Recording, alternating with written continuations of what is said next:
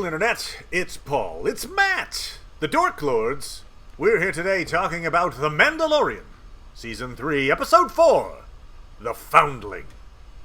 We open with Mando pushing Grogu to fight and win a training duel with the newly baptized Mandalorian kid from Episode 1. That kid then gets swooped up and flown away by a marauding dragon creature. We end with the armorer creating a mythosaur emblazoned pauldron for Bo-Katan. Bo-Katan confides in the armorer that she saw a mythosaur. The armorer plays it off, kind of like, you. But I think that's going to be important later. But the import of this scene is that Bo-Katan is now taking on a leadership position within the Death Watch. That said, Paul. Yes. What'd you think of Episode 4? So I'd give it like a 5.7 out of 10. All right, so it took a dip. This is our first dip. We were up, and now the slide back down. Yeah, I don't know that I liked one better or worse than two. I don't know. Okay, all right, fair enough. All right, we were even. There was a blip. We were, and then we went slightly up, Yeah. and now we're back to down. Okay, That's right. Yeah. Another battle with nature. So that's makes me just like check it off the makes box. me wonder. Like, are there any? Is this the only hospitable place on the planet? Is this the least dangerous place on the planet? I suppose you can make the case of like Mandalorians are like, look, we want the most dangerous place because that'll toughen us up. They answered a question I wasn't asking, which is, who saved Grogu? So it's good that that's out of the way. I mean, a lot of people were asking that question. I know. I wasn't asking it, so I don't care that they told us. They didn't do a good job of convincing me that I should care. Okay, fair enough. Great for Ahmed Best. While I didn't like the name that I'm suppressing right now. Jar Jar Binks. Yes, Jar Jar. Thank you. Yes, now it's all coming rushing back. I wasn't crazy about Jar Jar Binks, but, I wouldn't have blamed the actor for that. Right, yes. Perhaps he should have known that its characterization is racist. I mean, it's George Lucas saying, hey, can you come up with a voice? And he comes up with that voice. Yeah, I don't think we should blame Ahmed Best for the character of Jar Jar Binks. I do appreciate that they gave, Dave Filoni basically found a way to give Ahmed Best like a hero moment. Yes. Saving Grogu from Order 66. Admittedly, I use Jar Jar as a punching bag for like, he's my standard for bad characters. Sure. A la, Foggy. I'm like, that's the Jar Jar Binks of Daredevil. Alfred, he's the Jar Jar Binks of the Hobbit trilogy. Jar Jar Binks, the character, was pretty bad. But that doesn't mean Ahmed Best was a bad actor or a bad person. And in fact, this is pre-Twitter, but the vitriol against Ahmed Best as well as Jar Jar Binks at the time apparently drove him to contemplate suicide. I mean, it was bad. Even back then, it was bad. Imagine how bad it would be now. Like that kind of like, oof, my goodness. I think I actually saw Ahmed Best pre-Star Wars. He was in the traveling show of Stomp. Oh, okay. And I saw that show, and I think that's actually what got him noticed as someone who can maybe do like motion capture work. Okay. So all the Grogu stuff in this, I could have, I would have been happier if it wasn't there. I don't think that duel between him and the kid was especially enjoyable. Okay, I'll disagree with you a little bit on. I actually appreciated the flashback to Order 66, but yes, the Grogu in the present stuff was pretty hard to watch. A few years back, Ahmed Best was in a children's game show, and the show was called Star Wars Jedi Temple Challenge. He was like a Jedi at the Academy teaching the kids, and then the kids would go and compete. I assume it was kind of like a Double Dare type of show. I never saw it, but whatever. That's what I get out of it. So, but the point is, he was kind of like canon as a Jedi Academy instructor, his character. And that character's name was Kelleran Beck. And so Dave Filoni took that character and decided, here, that guy, he's at the Academy anyway. He's the one who saved Grogu. And so that, anyway, good nod. And it was a cool scene. I like the fact he picks up the extra lightsaber. He uses them as a I liked it. I liked that. That was a good part there. Him Whereas the dart duel with Grogu and Ragnar, I think that's the kid's name is Ragnar. It just looks silly. It did. It was like, come on now. I mean, I'm not sure that Grogu has ever looked more like a puppet. Like those little puppet flips. I'm like, man, yikes. Yeah. And I don't want to be like, I'm going to be annoying point arounder guy, but in that dart duel, so Ragnar shoots Grogu on 2 different occasions, right? So it's like bang, and then the judge stops the fight. It's like point. Yes. And then Grogu does his puppet flips. Yes. And then he shoots Ragnar with 3 darts. Pop, pop, pop. And they're like, fight's over. Now, if I'm Ragnar, I'm like, whoa.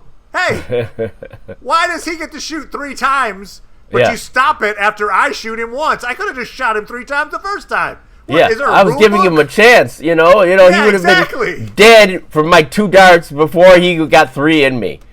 This guy cheated. Let's go VAR. What the? Come on now. Anyway, it was just like, I bring it up because it does feel...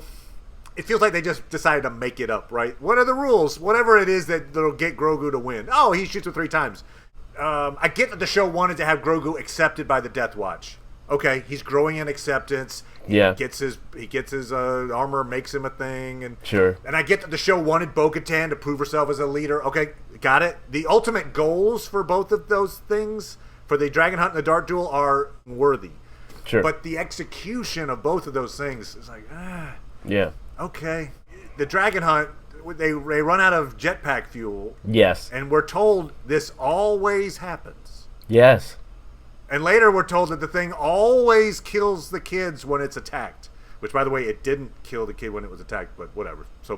But in other words, this thing regularly swoops in, carts off a kid to certain death over and over again. It's done it many times. Yes. They keep referencing it. Yep. This is this supposedly ultra competent military society. It hasn't figured out a way to counteract this thing. No. I mean, this thing is huge. Yeah. And it's attacking in broad daylight. It's not even night. Yes. I mean, post a sentry, have a guard tower, maybe hit it with a tracker so you can keep tabs on where it is. Yeah. I mean, it felt like they had to nerf the Mandalorians in order to make this work. So that then Bo-Katan can figure out, hey, ships don't run out of fuel as fast as jetpacks, which surely the Death Watch has a ship. I mean, how'd they even get there? Anyway, so it's kind of like, they had to make it like a Saturday morning cartoon in order to make this. And I'm like, you didn't have to. You could have figured out a better way to do it. I will say that another effect of Bo-Katan essentially leading the party that saves this kid, Ragnar, is that we find out that kid is Paz Vizsla's son, which I assume is going to carry some kind of Mandalorian blood debt or something, that'll make him side with Bo-Katan later. And since that's a powerful family, to have the Vizsla family, siding with Bo-Katan in a situation where she's trying to be leader, I think will be important. Hopefully she's like, all right, I saved your kid's life. Take off your helmet. Yeah, right. I appreciated that she asked. She's like, how do you guys eat? How are we going to eat? How do we eat this food? And now we know they split up. Yeah. So, Paul, if you're planning to raid a Mandalorian hunting party, you wait till dinner time. When they all split up, you can attack them one at a time. That's the next question I'm waiting for is, it's like, how did you have the kid? Did you leave the helmets on when you... And it's one of those questions we don't maybe want answered, but... Okay. Yeah, maybe not.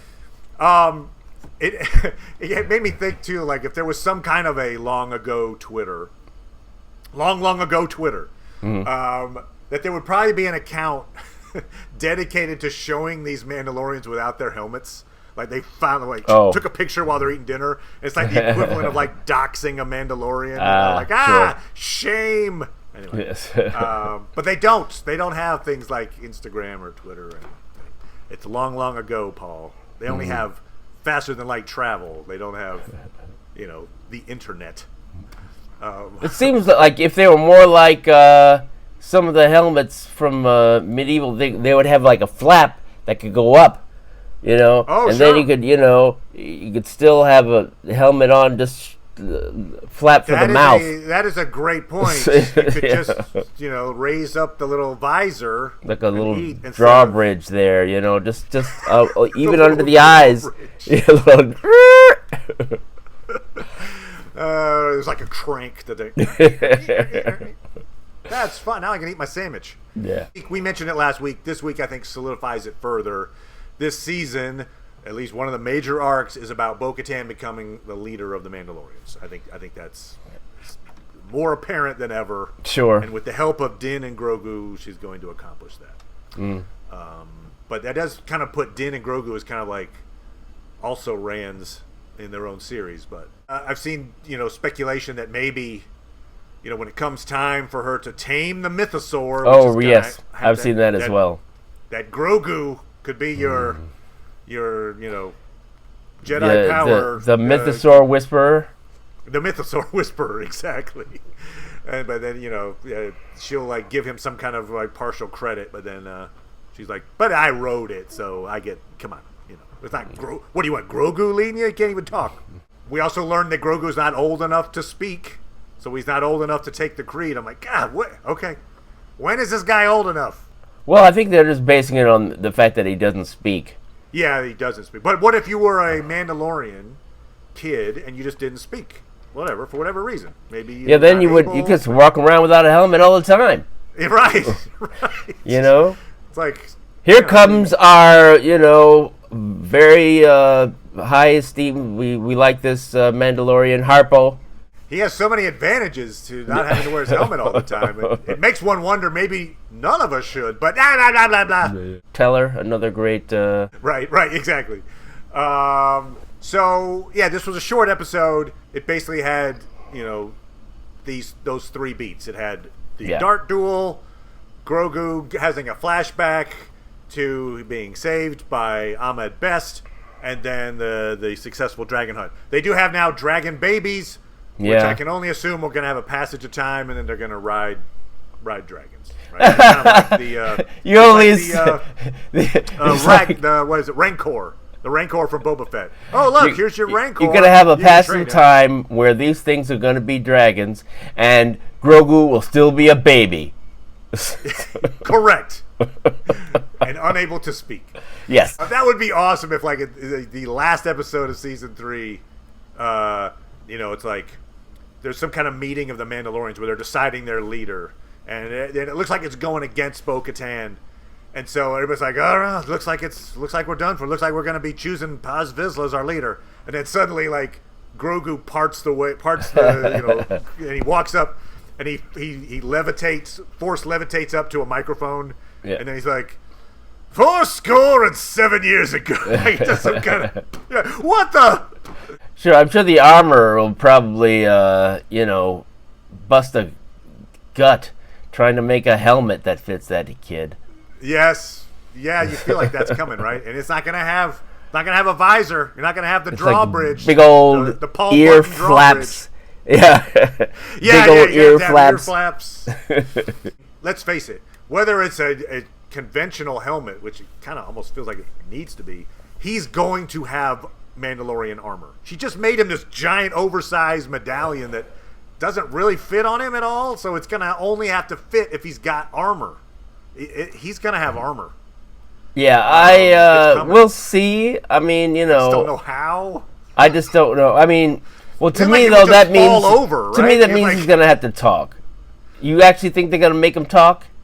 Oh, that's a great point. If you take Grogu and then you put a helmet on his face and he doesn't talk, you're like, what the hell? What he can't take the creed unless he can talk. Well, that's true. He can't take the creed, but also just the idea of the character. Like, the whole thing about Grogu is his expressions, and if you take that away, like, what is he? Great point. Does he take the creed this season? Oh, I don't see it. Right? Me neither. No. I don't think he'll ever take the creed because he's always going to be a baby. He's going to be, I don't think they've gained anything from this, somersaulting, Grogu. That it does. It takes you out of it. It took me out of the moment of like, oh look, they're in this sci-fi world. It's full of danger, and oh, that looks silly. Anyway, oh, where are they? Well, oh no, there's a dragon. Okay, but like, yeah. So what I would hope for is that somebody comes along and say, oh wow, how long has this Yoda or creature been a baby? Oh my God, you forgot to give him the root from the growing plant. Here, give him that, and then like maybe he creates a cocoon for himself, and then an episode later he's let's try 10. Let's try 10. 10 years old, looking like a 10-year-old as opposed to a 3-year-old. Actually, a 3 is probably. I like that. Generous. I like your interpretation, Paul. Here's another possibility. He does like a Jedi mind speak, where he's not talking, but he's only talking in people's heads. Oh. Hello, I am Grogu. I am speaking to you in your mind. Anyway. Good on it. I appreciated the Ahmed Best, the attempt at giving him a hero moment when he spent decades being a laughing stock. So I'm all for that. And then we advance the story somewhat of Bo-Katan, becoming a leader in Death Watch. But they could have done it better. The execution, I think, was lacking in this episode. Yeah, and I just really getting frustrated with the level of introspection and communication between these Mandalorians. It's just like, why are you there? Why, it's like, and you would think that'd be like excited for whatever political event that's going to cause Bo-Katan to be the, to be in charge of everyone. Sure. Yep. And these conversations between these Mandalorians are not exciting or interesting in any way. It doesn't feel like a real debate. Feels like, like Flintstone level or something. It's just, Yeah. I mean, this is the way. I mean, it's like, they talk like cavemen, essentially. Yeah. Right? Yeah. So you're like, you're not going to have like some kind of higher moral debate. Yeah. It's like, Rock, where's paper, scissors. Where's caveman lawyer? That's what I want. It's like, Exactly. I don't understand all these. I don't understand your jetpacks and flamethrowers. Yes, yeah. Anyway, all right. So with that said, we'll be back talking about episode 5. It's gonna turn back up. It's gonna turn back up, Paul. Look out! Here it comes. Woo! But we'll be back talking about that, and we may be talking about the Dungeons and Dragons movie. Thank you as always, Paul. Appreciate it, good sir. No problem. And we'll talk to everybody next time. Bye. Bye.